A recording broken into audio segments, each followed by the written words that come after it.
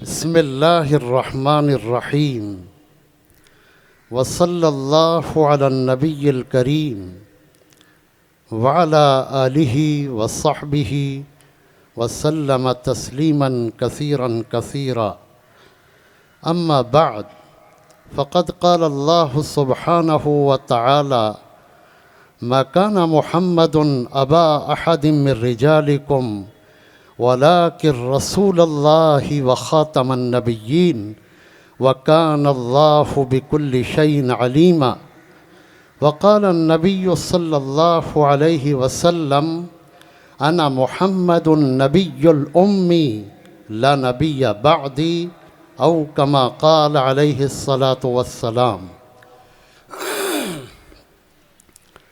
सदर मोहतरम और स्टेज पर रौनक अफरोज़ उलमाए किराम, खुसूसन महाराष्ट्र के मुफ्ती आज़म हज़रत मौलाना अज़ीज़ुर्रहमान साहब दामत बरकातुहुम और दीगर उलमाए किराम और मेरे बहुत अज़ीज़ और मुखलिस दोस्त मुफ्ती हुज़ैफ़ा साहब और मेरे बिरादर अकबर की हैसियत से हज़रत मौलाना मुफ्ती सईदुर्रहमान साहब दामत बरकातुहुम, तमाम उलमा की खिदमत में मैं शुक्रिया अदा करता हूँ कि आपने इस मुबारक मजलिस में मुझे कुछ कहने का मौका नसीब फरमाया। दोस्तों और बुज़ुर्गों, क्योंकि वक्त ज़्यादा नहीं है, ज़्यादा तमहीद की ज़रूरत नहीं है, इसलिए असल मसले पर आते हैं। मसला है ख़त्म नबुव्वत का। हुज़ूर सल्लल्लाहु अलैहि वसल्लम आखिरी नबी हैं और आपके बाद क़यामत तक कोई नबी नहीं आएगा। आप सल्लल्लाहु अलैहि वसल्लम ने इतनी वजाहत के साथ इस मौजू को बयान फरमाया और इतनी तफसील बयान फरमाई कि आम तौर से रसूलुल्लाह सल्लल्लाहु अलैहि वसल्लम इतनी तफसील बयान नहीं फरमाते थे। इसीलिए देखिए कि 1,24,000 सहाबा किराम में जब इनके सामने नई नबुव्वत का फितना उठा और मुसैलमा कज़्ज़ाब ने नबुव्वत का दावा किया, तो 1,24,000 सहाबा किराम में किसी को भी इस बात पर शक या शुबा नहीं गुज़रा कि मुसैलमा कज़्ज़ाब वाजिबुल क़त्ल है, मुसैलमा कज़्ज़ाब मुर्तद है, मुसैलमा कज़्ज़ाब दायरा इस्लाम से ख़ारिज है। यहाँ तक कि उलमा ने लिखा है कि सबसे पहला जो इजमा उम्मत मुस्लिमा में हुआ वो इजमा इसी मसले पर था कि जो शख्स हुज़ूर सल्लल्लाहु अलैहि वसल्लम के बाद नबुव्वत का दावा करेगा वो यकीनी तौर पर काफिर, मुर्तद और दायरा इस्लाम से ख़ारिज है। हज़रत इमाम अबू हनीफ़ा रहमतुल्लाह अलैह, जिन्हें हम इमाम आज़म के नाम से याद करते हैं, उन्होंने कितनी अजीम उम्मत की रहनुमाई की है कि उनके ज़माने में जब एक शख्स ने नबुव्वत का दावा किया तो इमाम साहब ने फरमाया कि अगर किसी शख्स ने इससे नबुव्वत की दलील तलब कर ली तो वो शख्स भी काफिर हो जाएगा, क्योंकि इसने नबुव्वत के इम्कान को तस्लीम कर लिया। गोया जिसने भी नबुव्वत का दावा किया तो उम्मत मुहम्मदिया का फ़र्ज़ है, उम्मत का फ़रीज़ा और उम्मत की ज़िम्मेदारी है कि इस शख्स को वाजिबुल क़त्ल जाने, इसे मुर्तद समझे, इसे दायरा इस्लाम से ख़ारिज समझे और इससे कोई दलील और किसी तरह की कोई बुरहान और हुज्जत का मुतालबा ना करे।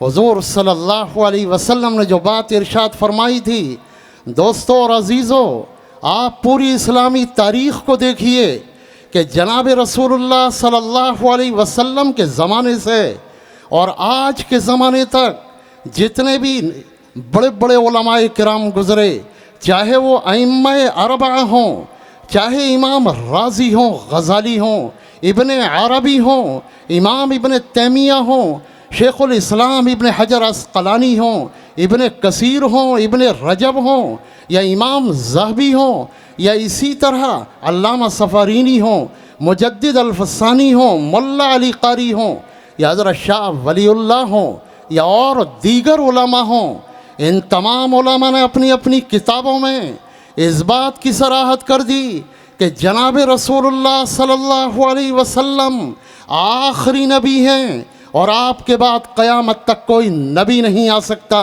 आप ज़रा देखिए तो सही कि जिस वक्त दुनिया में दज्जाल ज़ाहिर होगा तो दज्जाल इतना बड़ा शर होगा और इतना बड़ा फसाद होगा कि दज्जाल को कत्ल करने के लिए नबुव्वत के दर्जे की एक ताकत की ज़रूरत होगी।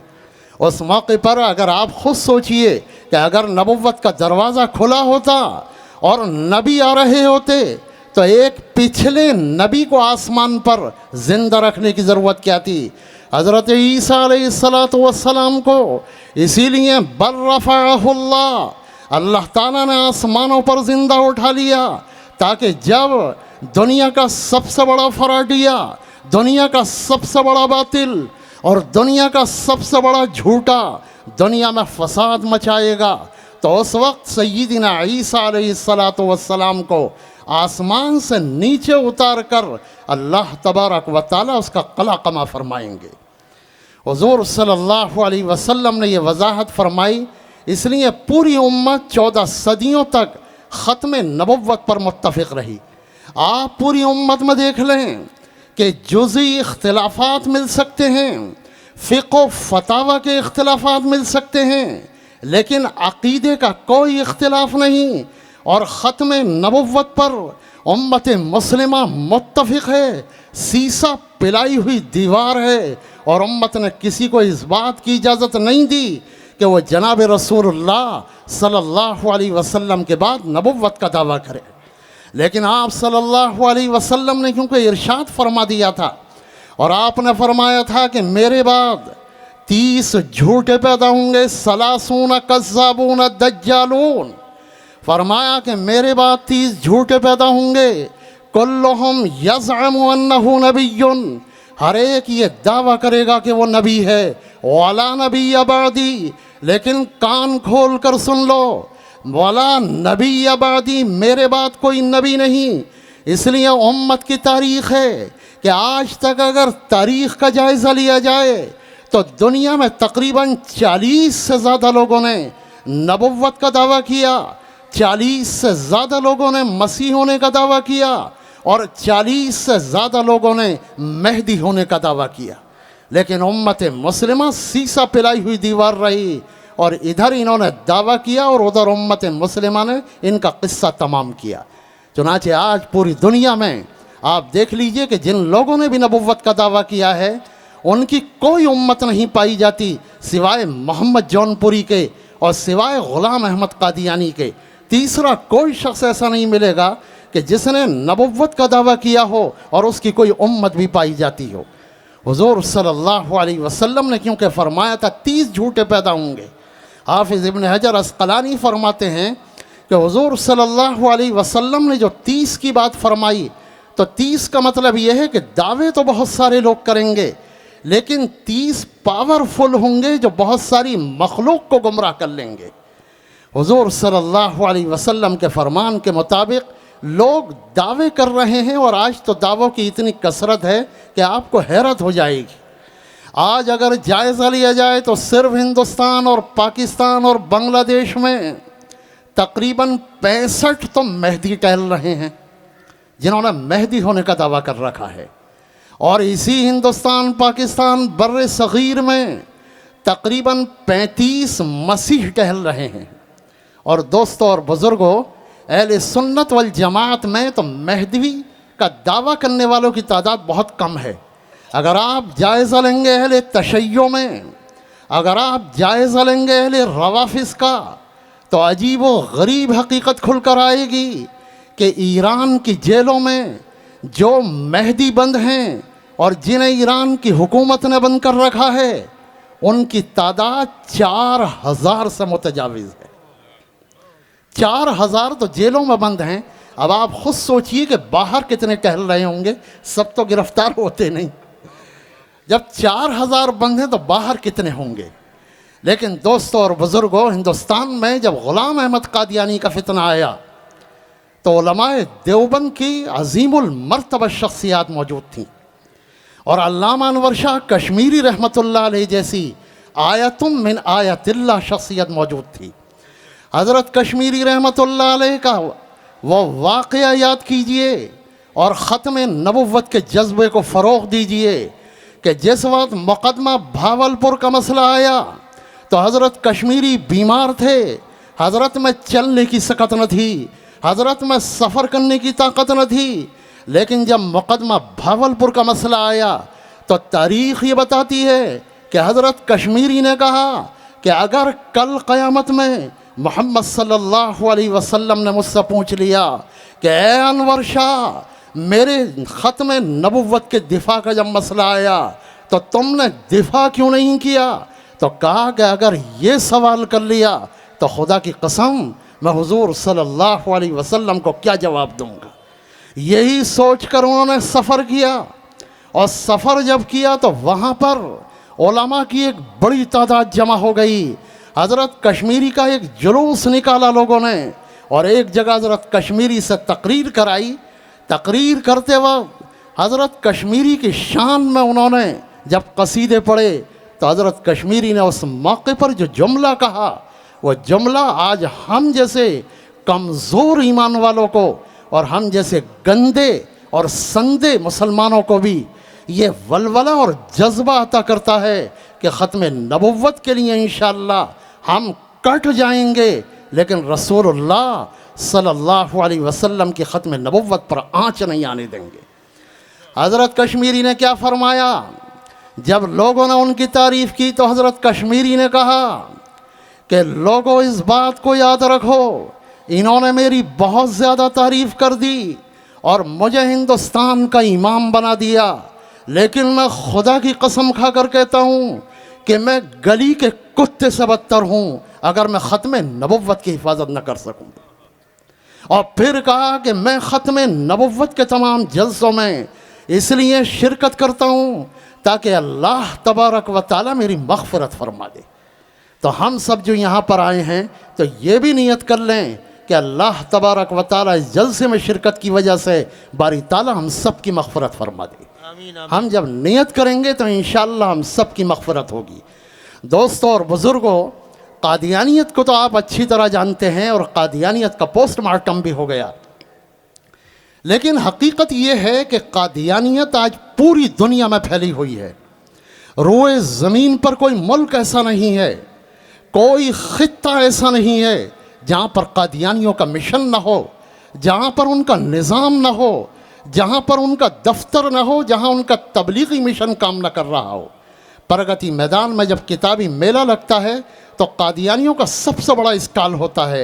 इस कदर रोने का मकाम है कि हमारे अकाबिर ने जिस फितने के इस्तीसाल के लिए अपनी रग रग का लहू निचोड़ दिया था और अपने आप को कुर्बान कर दिया था, और जिस फितने के लिए हज़रत कश्मीरी ने मुक़दमा भावलपुर के उलमा से क्या कहा था कि मैं नहीं समझता कि मेरी ज़िंदगी में इस मुक़दमे का फ़ैसला हो जाए, लेकिन मैं तुम्हें गवाह बनाता हूँ कि अगर मुक़दमे का फ़ैसला हो जाए और हम जीत जाएं और मेरा इंतकाल हो जाए तो तुम आकर मेरी कब्र पर इस फ़ैसले को सुना देना कि हम मुक़दमा जीत गए हैं और बातिल मुक़दमा हार गया है।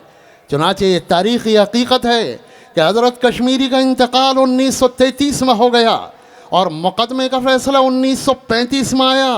वहाँ से उलमा का वफ़द चला और आकर पूरे मुक़दमे का फ़ैसला हज़रत कश्मीरी की कब्र पर पढ़कर सुनाया और कहा कि ए इमामुल असर, आप सो रहे हैं, लेकिन आपकी कोशिश से और आपके फैज़ से और आपकी इल्मियत की धाक से उम्मत मुस्लिमा मुक़दमा जीत गई और कादियानी रुसवा हुए और मुक़दमा हार गए। क़यामत तक ये रुसवाई अल्लाह तबारक व तआला इनके चेहरों पर मल देगा। तो हज़रत कश्मीरी की कब्र पर आकर उन्होंने ये मुक़दमा सुनाया। खैर, कादियानी का मुक़दमा तो हम जीत गए और कादियानियत को दलाइल के तौर पर हमारे उलमा ने नंगा कर दिया। कोई भी कादियानी दलील के तौर पर टिक ही नहीं सकता हमारे सामने। लेकिन कादियानी का मसला अभी ख़त्म भी नहीं हुआ था कि शकील बिन हनीफ का मसला खड़ा हो गया। कैसी अजीब व गरीब बात है कि शकील किस कदर नाकारा किस्म का इंसान, कि अजीब व गरीब किस्म का आदमी जिसे इंसान कहना भी शायद जायज़ ना हो। आपको मुफ्ती हुज़ैफ़ा साहब ने शकील का तारुफ़ कराया कि शकील क्या है, शकील का तारुफ़ करना ज़रूरी है। देखिए शकील जो है ये दरभंगा में पैदा हुआ है, 1967 इसकी तारीख़ पैदाइश है। 1986 में इसने इंटरमीडिएट का इम्तहान दिया और फिर इसने बीए का इम्तहान दिया और 1990 में ये दिल्ली आ गया।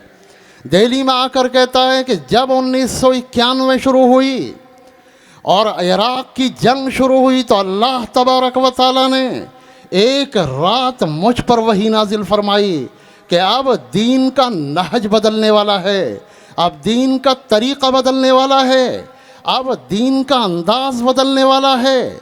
फिर जब अल्लाह तबारक व तआला ने मुझ पर नहज खोल दिया तो मैंने तबलीगी जमात को भी छोड़ दिया, मैंने उलमा को भी छोड़ दिया और अपनी तमाम तर चीज़ों को छोड़कर मैं अपने दीन की तबलीग में लग गया। और शकील ने उस वक्त ये दावा किया था कि जब मेरी उम्र 40 साल हो जाएगी तो मैं मक्का मुकर्रमा पहुंचकर वहाँ पर मकाम इब्राहीम और हजर असवद के दरमियान खड़ा होकर मेहदी का दावा करूँगा, क्योंकि रसूलुल्लाह सल्लल्लाहु अलैहि वसल्लम ने इरशाद फरमाया कि मेहदी जो होंगे उनका ज़ुहूर होगा, दावा कोई नहीं करेगा। देखिए झूठे मेहदियों की यही पहचान है, वो दावा करेंगे, और सच्चा जो मेहदी होगा वो ज़ाहिर होगा, दावा नहीं करेगा। तो हुज़ूर सल्लल्लाहु अलैहि वसल्लम ने एक पहचान ये बताई थी। तो शकील कहता है कि जब मेरी उम्र 40 साल होगी तो मैं मक्का मुकर्रमा पहुंचकर वहाँ पर बैत लूँगा। लेकिन जब 40 साल का वक्त आया तो शकील का दिल लरज़ने लगा। क्यों? क्योंकि उसे मालूम था कि सऊदी अरब की हुकूमत हिंदुस्तान के झूठे मेहदी का भी वही हश्र करेगी जो 1981 में उसने कहतान के झूठे मेहदी का किया था।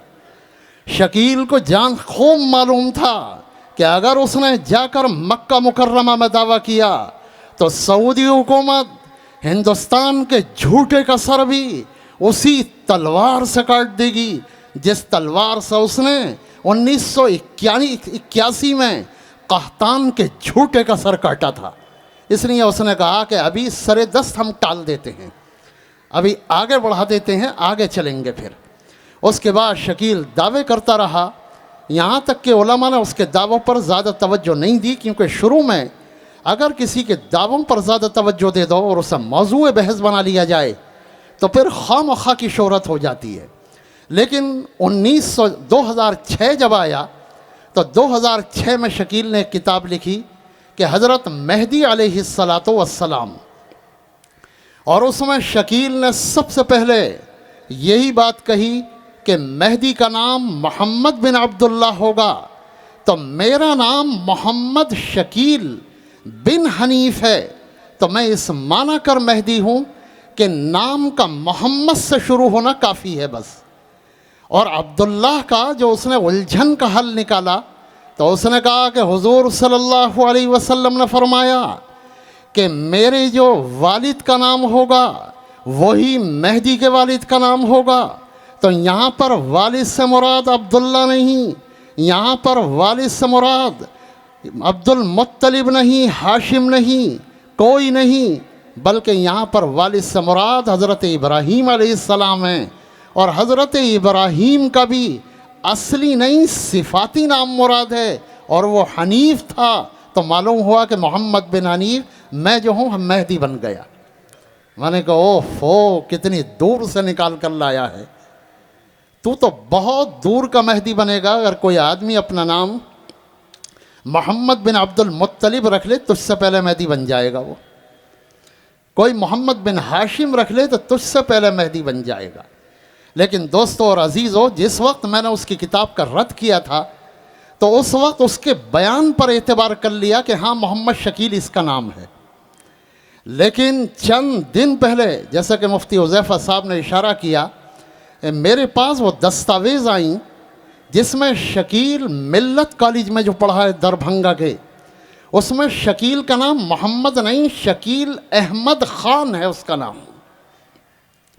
यानी शकील ने ये दावा किया था कि नाम का मोहम्मद से शुरू होना काफ़ी है।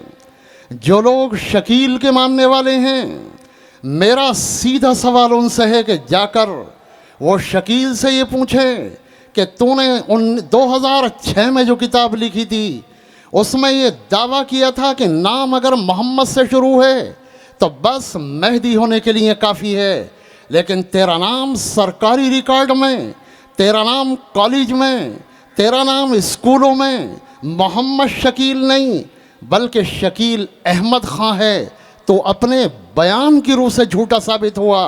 तो तू पहली ही चीज़ पर और पहली ही सीढ़ी पर तेरा झूठ खुल गया, तू मेहदी कैसे हो सकता है। लेकिन लोग जो हैं वो अजीब व गरीब अंदाज के हैं, कोई उससे कुछ पूछता ही नहीं बल्कि उसके नाम का कलमा पढ़ने लगते हैं। हुजूर सल्लल्लाहु अलैहि वसल्लम ने जब ख़त्म नबुव्वत की वजाहत फरमाई थी तो आप सल्लल्लाहु अलैहि वसल्लम ने 2 शख्सियतों के ज़ुहूर की और खुरूज की ख़बर दी थी। आप सल्लल्लाहु अलैहि वसल्लम ने फरमाया था कि एक तो मेहदी निकलेंगे, ज़ाहिर होंगे, और दूसरी शख्सियत के बारे में बताया था कि हज़रत ईसा अलैहिस्सलाम आसमान से उतरेंगे।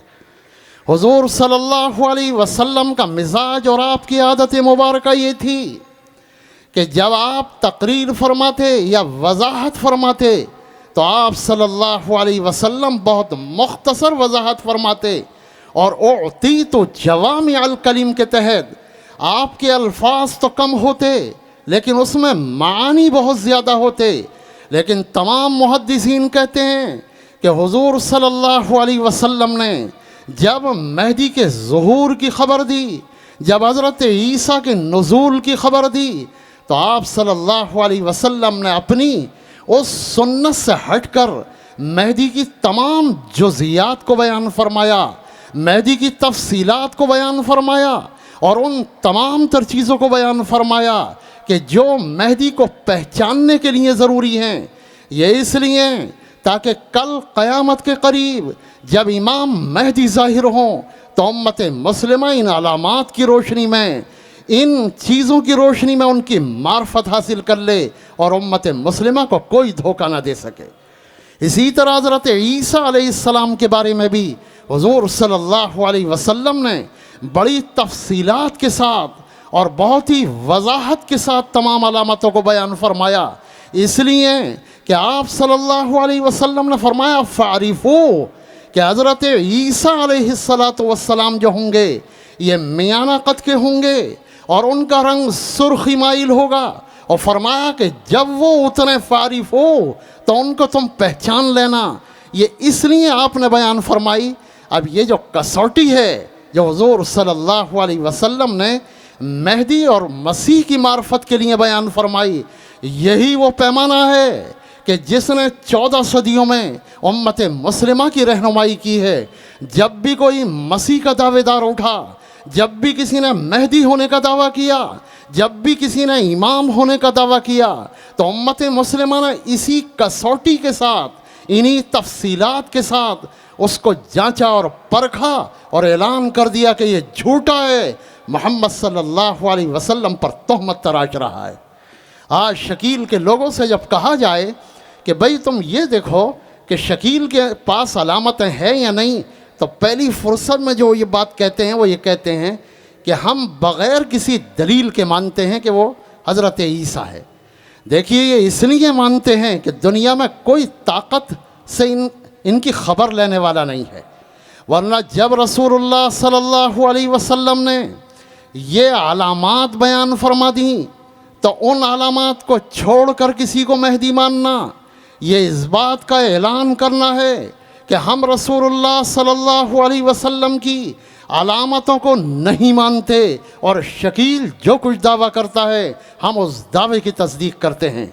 ज़ाहिर है जो शख्स हुजूर सल्लल्लाहु अलैहि वसल्लम की किसी एक बात का इनकार कर दे, जो हुजूर की तफसीलात का इनकार कर दे, जो मेहदी की अलामतों का इनकार कर दे, जो हज़रत ईसा अलैहिस्सलाम की अलामतों का इनकार कर दे, तो उसके कुफ्र और उसके इर्तिदाद में कोई शुबा नहीं। ऐसा शख्स दायरे इस्लाम से खारिज है और उसका इस्लाम में कोई हिस्सा नहीं।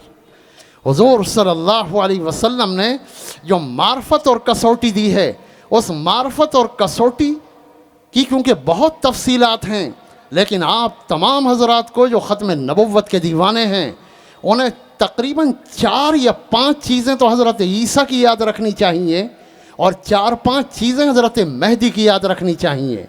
और जब भी कोई शकीली या कोई भी कादियानी आपसे बात करना आए तो आप उससे फ़ौरन पहले ये कहें कि बात दलील से होगी या बग़ैर दलील के होगी। अगर वो कहे बग़ैर दलील के होगी तो उसे भगा देना कि हम ऐसे अक़ल के अंधों से बात नहीं करते, हम उन लोगों से बात नहीं करते जो जनाब रसूलुल्लाह सल्लल्लाहु अलैहि वसल्लम की दलील को तस्लीम न करते हों। हम तो बात दलील से करेंगे, बात कसौटी से करेंगे, बात उन अलामतों से करेंगे जो अल्लाह के रसूल सल्लल्लाहु अलैहि वसल्लम ने हमें पहचानने के लिए वो पैमाने दिए। हज़रत मेहदी के बारे में आप सल्लल्लाहु अलैहि वसल्लम ने पहली अलामत ये बयान फरमाई कि हुआ रजुलुम मिन अहलिल मदीना, फरमाया कि मेहदी मदीना मुनव्वरा के होंगे। पूरी उम्मत मुत्तफ़िक़ है इस बात पर कि मेहदी मदीना मुनव्वरा के होंगे। शकील कहता है कि मदीने का मतलब ये है कि मेहदी शहर के होंगे, और शहर का मतलब ये है कि दिल्ली से उठेंगे, और मैं दिल्ली में आकर मैंने दावा किया है तो मैं ही मेहदी हूँ। मैंने शकील के सामने वो हदीस पेश कर दी कि जिस हदीस को सुनकर शकील ऐसा खामोश हो गया जैसे सुम्मम बुकमन उम्युन की आयत इसी के लिए उतरी है। मैंने कहा हुजूर सल्लल्लाहु अलैहि वसल्लम ने जब मक्के के साथ मदीने का तस्करा फरमाए आप सल्लल्लाहु अलैहि वसल्लम, तो ये दलील है इस बात की कि मक्के के साथ जब मदीने का तस्करा हो रहा है तो इससे मुराद सिर्फ वो मदीना है जो दारुल हिजरा है, जहाँ पर रसूलुल्लाह सल्लल्लाहु अलैहि वसल्लम का मरकद मुबारक है। आपने फरमाया कि महदी मदीने से आएगा और मक्का मुकर्रमा आएगा। जब रसूलुल्लाह सल्लल्लाहु अलैहि वसल्लम मक्के के करीने के साथ और मक्के की दलील के साथ आप अलैहिस्सलातु वस्सलाम मदीने का तस्करा फरमा रहे हैं, तो इसका मतलब ये है कि मदीना मुनव्वरा मुराद है। और पूरी उम्मत इस बात पर मुत्तफ़िक़ है।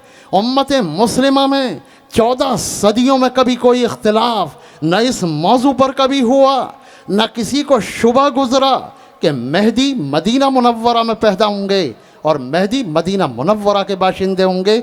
जबकि शकील बिन हनीफ दरभंगा का रहने वाला है और रतनपुर उस्मानपुर बिहार में ये पैदा हुआ है। गोया पहली ही अलामत इसकी झूठी निकली। जो लोग शकील के नाम का कलमा पढ़ते हैं, मुझे इत्तला मिली है कि वो लिंक पर मेरा बयान सुन रहे हैं। मैं उनसे हाथ जोड़कर अर्ज़ करता हूँ कि अल्लाह के लिए अपनी आखिरत को पेश नज़र रख कर ज़रा इन दलाइल पर गौर कर लो, और अगर तुम्हें ये दलाइल मुतमईन नहीं कर सकते तो मैंने शकील को चैलेंज किया है मुबाहले का भी, मैंने चैलेंज किया मुजादले का, मैंने चैलेंज किया आमने सामने आने का, लेकिन शकील आज तक मेरा चैलेंज कबूल नहीं कर सका। ये कैसा मेहदी है? हमारा मेहदी तो जब जाहिर होगा तो रोम को पछाड़ देगा, यूरोप को उलट देगा, कुस्तुनतनिया को फतह कर लेगा और रूए ज़मीन पर इस्लाम का परचम लहरा देगा। लेकिन यह अजीब व गरीब किस्म का मेहदी है कि पड़े गांव के बिल में चूहे की तरह छुपा बैठा है। तो पहली अलामत तो ये, इसे याद कर लें। देखिए, याद करना ज़रूरी है। दूसरी अलामत हुजूर सल्लल्लाहु अलैहि वसल्लम ने इरशाद फरमाई, फरमाया अल महदी मिन इतरती, महदी मेरी नस्ल से होंगे। अल महदी मिन वुल्दी फातिमा, महदी हज़रत फ़ातिमा की औलाद होंगे। और आपने एक हदीस में फरमाया कि मेहदी हज़रत हसन की शाख से होंगे। आप सल्लल्लाहु अलैहि वसल्लम के इस फरमान का खुलासा ये है कि मेहदी हुजूर सल्लल्लाहु अलैहि वसल्लम के खानवादे के होंगे और मेहदी का ताल्लुक़ किसी और खानवादे से नहीं होगा। मैंने शकील से कहा, तू तो बकलम खुद पठान है। वैसे पठान कहाँ है? दलित नज़र आता देखने में, पठान होने का तो दावा करता है। तो मैंने कहा, तू तो बकलम खुद पठान है, तो हुजूर सल्लल्लाहु अलैहि वसल्लम के खानवादे का कहाँ है तू? तो उसने कहा कि इस वक्त ख़ानदानों के रिकॉर्ड मौजूद नहीं। मैंने कहा अगर ख़ानदानों के रिकॉर्ड मौजूद नहीं तो हुजूर सल्लल्लाहु अलैहि वसल्लम ने ये बात क्यों फरमाई, इसका क्या मतलब हुआ? नाऊज़ु बिल्लाह, अल्लाह के रसूल ने कोई लग़्व पेशीन गोई की थी? आप सल्लल्लाहु अलैहि वसल्लम का ये फरमाना कि महदी मेरे ख़ानदान से होंगे, मेरी नस्ल से होंगे, फ़ातिमा की औलाद से होंगे, हज़रत हसन की शाख से होंगे, ये इस बात की दलील है कि ये नस्लें क़यामत तक रहेंगी और लोग जानते रहेंगे। और इसी नस्ल में जब हज़रत मेहदी पैदा होंगे तो लोग उन्हें फ़ौरन पहचान लेंगे। तो बकलम ख़ुद पठान है, तो दूसरे मेयार की रूह से भी झूठा निकला। तो शकील ने पहले तो कहा था कि ख़ानदानों का रिकॉर्ड नहीं, फिर क्या कहता है? फिर कहता है कि जब मेहदी हज़रत फ़ातिमा की औलाद से होंगे और ख़ानवादे नबुव्वत से होंगे तो मैं तो मेहदी हूँ, तो मेरा ताल्लुक़ ख़ानदानी तौर से ज़रूर ख़ानवादे नबुव्वत से होगा। ये होगा आदमी उस वक्त करता है कि जब दलील नाम की कोई चीज़ ना हो, अटकल पच्चू बातें करे आदमी। ऐसा हुआ होगा, ऐसा यकीनन होगा, ये होगा से कुछ नहीं चलेगा। हुज़ूर सल्लल्लाहु अलैहि वसल्लम ने जब वाज़े और दो टोक अंदाज में बयान फरमा दिया कि वो ख़ानवादे नबुव्वत का होगा, तो अजमी है, तेरा अरबी नस्ल से कोई ताल्लुक़ नहीं, किसी अरबी कबीले से तेरा ताल्लुक़ नहीं, किसी अरबी ख़ानदान से तेरा ताल्लुक़ नहीं, तेरा ताल्लुक़ दूर दूर तक ख़ानदान नबुव्वत से नहीं। तो दूसरी कसौटी के एतबार से तो झूठा साबित हुआ। जो लोग शकील का कलमा पढ़ते हैं, अज़राह करम वो सोचें और शकील से पूछें कि जब रसूलुल्लाह सल्लल्लाहु अलैहि वसल्लम ने ये बात फरमा दी तो इसके ख़िलाफ़ तू कैसे मेहदी होने का दावा कर रहा है, और हम तेरे दावे को कैसे सही तस्लीम कर लें। तीसरी अलामत रसूलुल्लाह सल्लल्लाहु अलैहि वसल्लम ने जो फरमाई थी, वह आप अलैहिस्सलातु वस्सलाम ने यह फरमाई थी कि मेहदी का नाम क्या होगा। देखिए, हुजूर की इतनी तफसील से वजाहत करने की आदत न थी, लेकिन इसलिए ताकि उम्मत धोखा ना खाए, उम्मत मुस्लिमा को कोई धोखा ना दे सके। आप सल्लल्लाहु अलैहि वसल्लम ने क्या फरमाया? फरमाया युवाती इस्मुहु इस्मी व इस्मु अबी ही इस्म अबी। फरमाया कि मेहदी का नाम बेआईनी ही वो होगा जो मेरा नाम है, और मेहदी के वालिद का नाम बिल्कुल वही होगा, हू बहू वही होगा जो मेरे वालिद का नाम है। यानी हुजूर सल्लल्लाहु अलैहि वसल्लम मोहम्मद बिन अब्दुल्ला थे, तो मेहदी भी मोहम्मद बिन अब्दुल्ला होंगे। और इसका नाम शकील बिन हनीफ है, जिसकी तफसील पहले गुजर चुकी है। इसके नाम में मोहम्मद भी नहीं, जो दावा उसने पहले किया था 2006 की किताब में, और इसके नाम के अंदर मोहम्मद भी नहीं है, शकील अहमद ख़ां है ये। और इसके जो वालिद हैं वो हनीफ हैं, वो अब्दुल्ला उनका नाम नहीं। तो तीसरे एतबार से भी झूठा साबित हुआ। आप सल्लल्लाहु अलैहि वसल्लम ने एक बात ये इरशाद फरमाई थी कि महदी जो होगा, फरमाया अजलल जबहा, मेहदी का चेहरा रोशन होगा। और हुजूर सल्लल्लाहु अलैहि वसल्लम ने एक बात इरशाद फरमाई, अशम्मल अनफ अकनल अनफ। आपने दो लफ्ज़ बयान फरमाए, अशम और अकना। जितने भी लुग़वी हैं वो लिखते हैं कि अशम और अकना उस नाक को कहते हैं कि जिस नाक का बासा लंबा खड़ा हो, और इतना खड़ा हो कि खड़ा होने की वजह से नाक के नथने बांसे से चिपक जाएं। मैंने शकील से कहा कि इमाम महदी का चेहरा रोशन, उनकी नाक बुलंद व सुतवा, और उनकी शख्सियत नहायत वजी होगी, लेकिन तेरी नाक फैली हुई, तेरा जिस्म मुनहनी और तेरा रंग पक्का है, तू मेहदी कैसे हो सकता है। शकील ने कहा कि ज़रा आकर मुझे देखो, अभी तुमने मेरे फ़ोटो ही देखे हैं जिसमें ये दावे कर रहे हो, वरना जैसा हदीस में आया है मैं बिल्कुल वैसा ही हूँ। मैंने कहा जनाबे वाला, आपकी ज़ियारत के लिए तो हम तरस रहे हैं, हम तो सोच रहे हैं कब आपकी ज़ियारत होगी, आप तशरीफ़ तो लाएं। और मैंने उससे अज़राए मजाक कहा कि ये तो यकीन है तो ऐसा ही है जैसा तस्वीर में है। और मैंने उन लोगों से मुलाकात की है जिन्होंने शकील की बराह रास्त, जिनकी मुलाकातें हैं और शकील के पास वो बरसों रहे हैं, इसलिए मैं ऐसे कोई बात नहीं कह रहा। शकील बिल्कुल डंकी की तरह है, बेहद कमज़ोर सेहत, और इसका ख़ानदान जो है वो ख़ानदानी तौर पर टीबी के मरीज़ हैं ये सारे लोग, यानी उसके ख़ानदान में टीबी चली आ रही है। और शकील ख़ुद टीबी का मरीज़ रहा है। दिल्ली में जब वो रहता था तो त्रिलोकपुरी के अस्पताल में उसका टीबी का बाज़ाब्ता इलाज हुआ था, यहाँ तक के इलाज के पैसे भी नहीं थे, तो तबलीग के साथियों ने जोड़ जाड़ कर चंदा करके इसका बिल अदा किया था और इसका टीबी का इलाज कराया था। तो इसकी शख्सियत मुनहनी सी, बिल्कुल कमज़ोर मरियल किस्म का आदमी। और इमाम महदी के बारे में रसूलुल्लाह सल्लल्लाहु अलैहि वसल्लम फरमा रहे हैं कि महदी की शख्सियत ऐसी होगी, अजलल जबहा, पेशानी रोशन होगी, चेहरा पुरनूर होगा, शख्सियत इतनी दिलावेज और इतनी दिलकश होगी कि मेहदी को देखकर लोगों के दिल खींचेंगे। हुजूर सल्लल्लाहु अलैहि वसल्लम ने जो बात इरशाद फरमाई थी उसकी रूह से भी ये झूठा निकला। आप सिर्फ 5 इन अलामतों को इस पर फिट कर लीजिए। बाकी इसके अलावा हुजूर सल्लल्लाहु अलैहि वसल्लम ने मेहदी के सिलसिले में जो बात इरशाद फरमाई कि जब मेहदी निकलेंगे तो 313 आदमी उनके हाथ पर बैत करेंगे। मेहदी पर जब शाम का हाकिम हमला करेगा तो अल्लाह तबारक व ताला उसके लश्कर को धंसा देंगे। मेहदी जब अपना लश्कर लेकर निकलेंगे तो शाम में 8 लाख ईसाइयों को शिकस्त देंगे।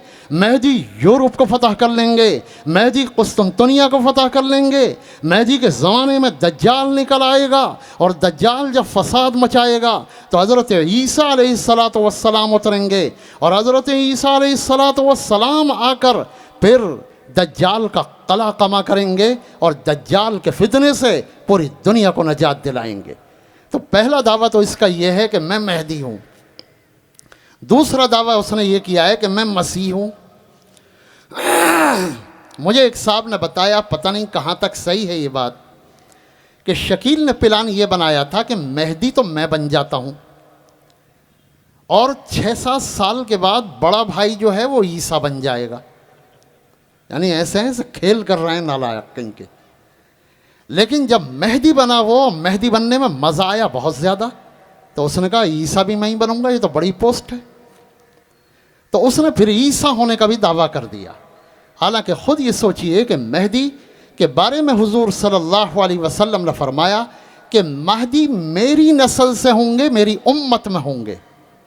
जो उम्मत में हो और हुजूर की नस्ल से हो तो वो ईसा कैसे हो जाएगा?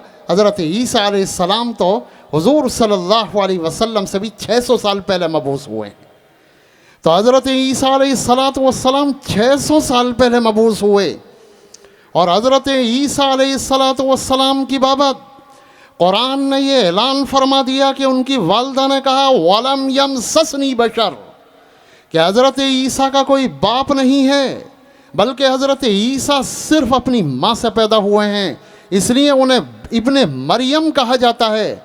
मैंने शकील से पूछा कि अगर तू हज़रत ईसा है तो ज़रा ये बता दे कि हनीफ कौन है ये, और तेरी माँ के हज़रत मरियम हैं। अरे अक़ल के अंधो, कम अज़ कम जो लोग शकील का कलमा पढ़ रहे हैं वो कम अज़ कम इसे रोक कर तो ये पूछें कि ज़रा ये मसला तो हल कर दे कि हज़रत ईसा अलैहिस्सलातु वस्सलाम तो आसमान से उतरेंगे, हज़रत ईसा ज़मीन में कैसे पैदा होंगे? वो कहता है कि नहीं पैदा होंगे, और बुखारी में है कि पैदा होंगे।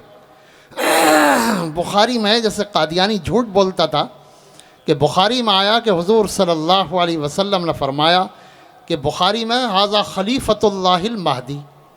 आज तक उलमाए इस्लाम कहते हैं ज़रा कादियानियों बुखारी में दिखा दो इस हदीस को, तो कादियानी आएँ बाएँ शाएँ करने लगते हैं इस मौजू पर। शकील भी यही कहता है कि बुखारी में है कि हज़रत ईसा दुनिया में पैदा होंगे। हालांकि बुखारी में ये है हुजूर सल्लल्लाहु अलैहि वसल्लम ने फरमाया कैफ़ अंतुम इज़ा नज़ल फ़ीकुम इब्नु मरियम व इमामुकुम मिनकुम। हुज़ूर ने फरमाया कि ए उम्मत मोहम्मदिया, तुम्हारा खुशी से क्या हाल होगा जब तुम्हारे अंदर ईसा इब्ने मरियम नाजिल होंगे, व इमामुकुम मिनकुम, और तुम्हारा इमाम, तुम्हारा कायद तुम्हारी ही मिल्लत का एक फ़र्द होगा। हज़रत ईसा अलैहिस्सलातु वस्सलाम आसमान से नाजिल होंगे। मैंने शकील से कहा कि तू तो आसमान से नाजिल नहीं हुआ। कहा मैं दरभंगा से आकर दिल्ली में नाजिल हुआ था। देखिए, दरभंगे से मैं मुरादाबाद से आकर बम्बई में नाजिल हो गया। वहाँ एयरपोर्ट नहीं था, बना एयरपोर्ट। वो तो था एयरपोर्ट था, चालू अब हुआ है। कहा दरभंगे से आकर, दरभंगे में नहीं था एयरपोर्ट। वही कह रहा हूँ, 2 साल पहले चालू हुआ है। दरभंगे से आकर मैं दिल्ली में नाजिल हुआ था। मैंने कहा हुज़ूर सल्लल्लाहु अलैहि वसल्लम ने इरशाद फरमाया कि वाज़िअन कफ़ैहि अला अजनिहतिल मलकैन। हुज़ूर ने फरमाया कि हज़रत ईसा अलैहिस्सलातु वस्सलाम जब उतरेंगे तो 2 फरिश्तों के कंधों पर हाथ रखे हज़रत ईसा उतरेंगे। तू ये बता दे कि कौन से फरिश्ते थे वो, और तू कब उनके कंधों पर हाथ रखकर उतरा है। तो शकील कह रहा है तुम्हें नज़र आ जाएंगे क्या फरिश्ते? वो तो बस मुझे ही नज़र आ रहे थे। बहरहाल ये खेल कर रहे हैं लोग। जब अल्लाह तबारक व ताला का खौफ दिल से निकल जाता है और जब दिल पर मोहर लग जाती है तो इंसान जो है वो आयतों से खेलने लगता है। लेकिन जो लोग शकील का कलमा पढ़ते हैं उन्हें ये पूछना चाहिए कि हज़रत ईसा अलैहिस्सलातु वस्सलाम आसमान से उतरेंगे और दमिश्क में उतरेंगे। कादियानी ने कहा था कि दमिश्क से मुराद कादियान है, और शकील ने कहा कि दमिश्क से मुराद दरभंगा है। कहा दोनों का वज़न भी बराबर सा है, दमिश्क दरभंगा, दाल से शुरू हुए दोनों। मैंने कहा वाह, क्या निस्बत निकाल कर लाया है। लेकिन दोस्तों और अजीज़ों और वो लोगों जो शकील का कलमा पढ़ रहे हो, तुम खुद ये सोचो कि कल क़यामत के दिन अगर अल्लाह तबारक व ताला ने तुमसे पूछ लिया तो ये बताओ क्या ये दलील तुम अल्लाह के सामने दे सकोगे? आज दुनिया में कोई पूछने वाला नहीं। तुम जो चाहो कट हुज्जती कर लो, जो चाहो बहाने बना लो, और जो चाहो इल्ज़ाम तराश लो। लेकिन कल क़यामत के दिन जब अल्लाह की अदालत लगी होगी और दूध का दूध और पानी का पानी हो जाएगा, यौम तुबला सराइर फमा लहु मिन कुव्वतिन वला नासिर, जिस दिन के तमाम राज अफशा कर दिए जाएंगे, सारे भेद खोल दिए जाएंगे। उस दिन बताओ कि जब अल्लाह तबारक व ताला तुमसे पूछेगा कि मसीह पर तुम्हें ईमान लाना था और मसीह को हमने नाजिल किया, तो क्या तुम इस बात का जवाब दे सकोगे कि शकील के सिलसिले में तुम्हारी दलील सही होगी और तुम मुतमईन हो अपनी दलील पर? और क्या अल्लाह तबारक व ताला की अदालत से तुम्हारा छुटकारा हो जाएगा? जो लोग उसके नाम का कलमा पढ़ते हैं वो ये सोच लें कि शकील का तो कारोबार है, शकील तो दुकान चमकाना चाहता है, शकील तो अपनी शोहरत चाहता है, शकील दुनिया की दौलत चाहता है, शकील अपनी सरदारी और क़यादत चाहता है। लेकिन ऐ मुसलमानों और ख़ास तौर पर वो नौजवानों जो शकील के नाम का कलमा पढ़ रहे हैं, मेरी उनसे दरख्वास्त है कि कम अज़ कम तन्हाई में इस बात को ज़रूर सोचें कि अल्लाह के रसूल सल्लल्लाहु अलैहि वसल्लम ने तो हमें हज़रत ईसा के नाजिल होने की ख़बर दी थी, और शकील कह रहा है कि लक्ष्मी नगर में आकर मैं उतर गया, मैं ही ईसा हो गया। क्या इस बात पर किसी का दिल मुतमईन हो सकता है? फिर हुज़ूर सल्लल्लाहु अलैहि वसल्लम ने हज़रत ईसा के बारे में फ़रमाया था कि हज़रत ईसा अलैहिस्सलातु वस्सलाम का जो असली मिशन होगा वो मिशन है दज्जाल का ख़ात्मा। इसलिए रिवायत में आया कि जिस वक्त सय्यिदना ईसा अलैहिस्सलातु वस्सलाम ज़मीन पर उतरेंगे तो उस वक्त फ़ज्र की नमाज का वक्त होगा। इमाम महदी मुसल्ले पर जा चुके होंगे, इकामत कही जा रही होगी, यहाँ तक कि 2 फरिश्तों के कंधों पर हाथ रखे हज़रत ईसा अलैहिस्सलातु वस्सलाम दमिश्क की जामे उमवी में उतर आएंगे और मस्जिद में शोर मच जाएगा। अल्लाह तबारक व तआला ने एक इंतज़ाम ये फरमाया कि जब महदी ज़ाहिर होंगे बैतुल्लाह के सहन में, उस वक्त भी कोई इख्तिलाफ नहीं होगा और पूरी उम्मत को शर सदर हो जाएगा। और जिस वक्त हज़रत ईसा अलैहिस्सलाम आसमान से नाजिल होंगे उस वक्त भी कोई इख्तिलाफ नहीं होगा और पूरी उम्मत को इत्तेफाक होगा, शर सदर हो जाएगा। यहाँ तक कि महदी ठिठक कर मुसल्ले से पीछे आएंगे और कहेंगे तक़द्दम या रूह अल्लाह ताल फसल्ली, कि अल्लाह के नबी तशरीफ़ लाइए और नमाज पढ़ाइए, इमामत तो नबी का हक़ है। तो हज़रत ईसा अलैहिस्सलाम के बारे में आता है कि वो यज़अु यदहु बैन कतिफ़ैहि, कि वो मेहदी के दोनों कांधों के बीच में हाथ रखेंगे, जैसे कोई बड़े आलिम छोटे आलिम को आगे बढ़ाते हैं कि चलो नमाज पढ़ाओ। तो पहली नमाज तो यही पढ़ाएंगे और फिर सारी नमाज़ें हज़रत ईसा अलैहिस्सलातु वस्सलाम पढ़ाएंगे। हज़रत ईसा अलैहिस्सलातु वस्सलाम का असली मिशन दज्जाल का ख़ात्मा है, ताकि वो दज्जाल को ख़त्म कर सकें।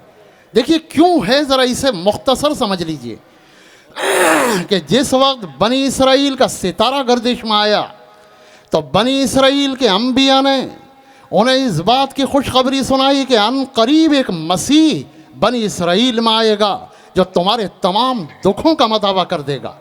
हज़रत ईसा अलैहिस्सलातु वस्सलाम वही मसीह थे। हज़रत ईसा अलैहिस्सलाम ने वही मौजज़े दिखाए कि हज़रत ईसा ने मुर्दों को भी ज़िंदा कर दिया, लेकिन यहूदियों ने हज़रत ईसा अलैहिस्सलाम को मसीह नहीं माना, बल्कि हज़रत ईसा अलैहिस्सलातु वस्सलाम को उन्होंने अपनी दानिस्त में सूली पर चढ़ा दिया और अल्लाह तबारक व तआला ने उनके दरमियान से आसमान पर ऊपर उठा लिया। अब दज्जाल जो आएगा वो भी मसीह होने का दावा करेगा। दज्जाल नकली और झूठा मसीह है। हज़रत ईसा अलैहिस्सलाम असली मसीह थे और असली और नकली कौन है, ये फ़ैसला उसी वक्त हो सकता है जबकि दोनों एक ज़माने में जमा हों, दोनों में कशमकश हो, दोनों में टकराव हो, दोनों में लड़ाई हो, दोनों में जंग हो, और इस जंग में जो शिकस्त खा जाए वो नकली मसीह होगा और जो शिकस्त दे दे और फतहयाब हो जाए वो असली मसीह होगा। अल्लाह तबारक व तआला ने इसलिए हज़रत ईसा अलैहिस्सलाम को आसमान पर ज़िंदा रखा है। अब जब दज्जाल आएगा तो ज़रूरी होगा कि असली मसीह आए ऊपर से। हज़रत ईसा अलैहिस्सलातु वस्सलाम तशरीफ़ लाएंगे और फ़ज्र की नमाज़ पढ़कर मुसलमानों से फ़ौरन कहेंगे कि दरवाज़ा खोल दो। तफसीलात तो बहुत लंबी हैं, दज्जाल की तफसील मैं नहीं कर सकता ज़्यादा। हज़रत ईसा अलैहिस्सलातु वस्सलाम कहेंगे कि दरवाज़ा खोल दो। दरवाज़ा खोलते ही एक धमाका होगा, ऐसा महसूस होगा कि दो पहाड़ टकरा गए। मुसलमानों और यहूदियों में जंग हो जाएगी, ऐसी भयानक जंग होगी कि तारीख़ में कभी ना हुई होगी। दज्जाल को ये मालूम ना होगा कि हज़रत ईसा अलैहिस्सलाम उतर आए हैं। देखिए जो आदमी बहरूपिया होता है वो जिसका बहरूप भरता है उससे बहुत डर लगता है उसे। अगर कोई आदमी इस वक्त आ जाए डीएम बनकर और हमें हड़काने लगे और हम डीएम साहब को फ़ोन कर दें कि आप कहाँ हैं, कि मैं यहाँ बैठा हूँ, कि एक साहब डीएम बनकर हमें हड़का रहे हैं, तो वो कहेंगे रोक लो मैं आ रहा हूँ। फिर उस वक्त इस डीएम की क्या हालत होगी। इसीलिए हुज़ूर सल्लल्लाहु अलैहि वसल्लम ने फरमाया कि जब जंग के दौरान दज्जाल की नज़र हज़रत ईसा अलैहिस्सलाम पर पड़ेगी तो फरमाया यज़ूब कमा यज़ूबुल मिल्हु फिल मा, वो इस तरह पिघलने लगेगा जैसे नमक पानी में घुल जाता है। तो मैंने शकील से कहा कि हज़रत ईसा अलैहिस्सलातु वस्सलाम को अल्लाह तबारक व तआला ये मौजज़ा देंगे, उनके ज़माने में दज्जाल निकलेगा, तेरे ज़माने में दज्जाल कहाँ निकला। हज़रत ईसा दज्जाल को कत्ल करेंगे, तूने दज्जाल को कहाँ कत्ल किया। हज़रत ईसा अलैहिस्सलाम का मौजज़ा ये होगा कि अगर उनकी नज़र जहाँ तक जाएगी वहाँ उनकी सांस की हवा जाएगी, और जहाँ सांस की हवा जाएगी वहाँ दज्जाल का जो आदमी भी खड़ा होगा वो तड़प कर गिर जाएगा और मर जाएगा। मैंने कहा कि तेरे पास क्या ये मौजज़ा है? अगर है तो निकल कर आ, हम तो फ़ौरन मर जाएंगे। लेकिन शकील निकल कर आने के लिए तैयार नहीं हुआ। अलगरज दोस्तों और बुज़ुर्गों, इन तमाम की रोशनी में, महदी की रोशनी में और मसीह की अलामतों की रोशनी में आप ख़ुद ये महसूस कर लें कि ये शख्स कितना बड़ा फराडी है। और जब उसने मसीह होने का दावा किया है, यानी जो शख्स मसीह होने का दावा कर दे, नबी होने का दावा कर दे, तो नबी होने का दावा करते ही वो मुर्तद हो जाएगा, दायरा इस्लाम से निकल जाएगा। और जो शख्स किसी झूठे को नबी माने वो भी दायरा इस्लाम से निकल जाएगा। इसलिए रसूलुल्लाह सल्लल्लाहु अलैहि वसल्लम के ज़माने में जिन्होंने मुसैलमा कज़्ज़ाब की नबुव्वत का इकरार किया था, वो हुज़ूर सल्लल्लाहु अलैहि वसल्लम को भी नबी मानते थे, लेकिन सहाबा ने उनके ईमान का एतबार नहीं किया और उनसे मुर्तद्दीन जैसा सलूक किया। इसलिए शकील के लोग पूछते हैं कि साहब हम मुर्तद क्यों हैं? तुम मुर्तद इसलिए हो कि तुम झूठे पर ईमान लाते हो जिसने नबुव्वत का झूठा दावा किया है, और जो झूठे नबी पर ईमान लाए वो भी दायरा इस्लाम से खारिज हो जाता है। अल्लाह तबारक व तआला हम सबको ख़त्म नबुव्वत की तहफ़्फ़ुज़ की तौफ़ीक़ अता फ़रमाए, पूरी मिल्लत के ईमान और दीन की हिफाजत फ़रमाए। व आखिरु दावाना अल्हम्दुलिल्लाहि रब्बिल आलमीन। आप बैठे रहें, आपकी दुआ पर होगा।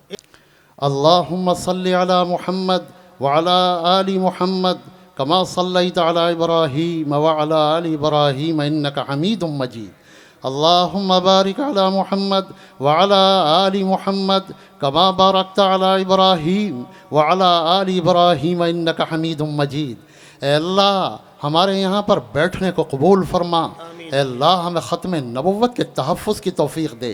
ए अल्लाह, हम कमज़ोर हैं, हम उन जैसा ईमान नहीं रखते, हज़रत अबू बकर सिद्दीक़ जैसा हमारा जज्बा नहीं है, लेकिन अल्लाह तेरे रसूल के उम्मती हैं और ख़त्म नबुव्वत की निस्बत पर यहाँ पर आए हैं। अल्लाह, हमें ख़त्म नबुव्वत का सिपाही बना दे। अल्लाह, पूरी उम्मत के दीन और ईमान की हिफाजत फरमा। जो लोग गुमराह हो रहे हैं, अल्लाह उनको गुमराही की दलदल से निकाल दे। खुदावंद कुद्दूस, इस जलसे को और इस बज़्म को जिन लोगों ने सजाया है, अल्लाह उन उलमा की शान में इजाफ़ा फरमा। अल्लाह उनकी उम्रों में बरकत दे दीजिए। अल्लाह उनसे दीन का मज़ीद काम ले लीजिए। और अल्लाह, आज जो ये मजमा तेरे रसूल की ख़त्म नबुव्वत के जज्बे से सरशार होकर आया है, अल्लाह इस मजमे को भी कबूल फरमा। हम सब की मग़फ़िरत फरमा दे। हम सबको अल्लाह नार से नजात नसीब फरमा दीजिए और हम सबको मग़फ़िरत का परवाना दे दीजिए और हम सबको जन्नत में दाखिल फरमा दीजिए। अल्लाह, जो कुछ मांगा है वो भी अता फरमा दीजिए, जो मांगने से रह गया है वो भी अता फरमा दीजिए, जो मांगना चाहिए था वो भी अता फरमा दीजिए। और अल्लाह, हमारी दुआओं को अपने फ़ज़्ल व करम से कबूल फरमा लीजिए। रब्बना तक़ब्बल मिन्ना इन्नका अंतस समीउल अलीम। व सल्लल्लाहु अला नबिय्यिल करीम बिरहमतिका या अरहमर।